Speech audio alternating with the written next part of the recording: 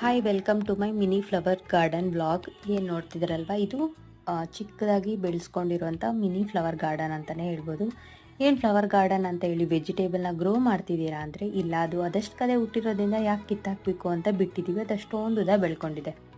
ಇವತ್ತು ಮಾರ್ನಿಂಗ್ಗೆ ಹೂವು ಬಿಡಿಸೋಣ ಅಂತ ಬಂದಿದ್ದೀವಿ. ಯಾಕಂದರೆ ಹೂವು ಮಾರ್ನಿಂಗ್ ಬಿಡಿಸೋದ್ರಿಂದ ತುಂಬ ಫ್ರೆಶ್ ಆಗೂ ಇರುತ್ತೆ ಆ್ಯಂಡ್ ಹೂವು ಬಿಡಿಸೋದಕ್ಕೆ ಈಸಿಯಾಗಿರುತ್ತೆ. ಬಿಸಿಲಲ್ಲಿ ಬಿಡಿಸೋದಕ್ಕೆ ಕಷ್ಟ ಅಂತ ಮಾರ್ನಿಂಗೇ ಹೂವು ಬಿಡಿಸ್ತೀವಿ. ಕಟ್ಟಾದ್ಮೇಲೆ ನೋಡಿ, ಒಂದು 10 ಮೊಳ ಹೂವು ಸಿಕ್ಕಿತ್ತು ಇವತ್ತು ಗಿಡದಲ್ಲಿ. ಸ್ವಲ್ಪ ರೆಸ್ಟ್ ಮಾಡ್ತಿದ್ದಂಗೆ ಹಾಗೆ ನೆಕ್ಸ್ಟ್ ಹೂವು ವೆಯ್ಟಿಂಗಲ್ಲಿ ಇತ್ತು. ಅದು ಯಾವ ಹೂವು ಅಂದರೆ, ಈ ಸಮ್ಮರಲ್ಲಿ ಎಲ್ಲರ ಫೇವ್ರೇಟ್ ಬಂದು ಮಲ್ಲಿಗೆ ಹೂವು.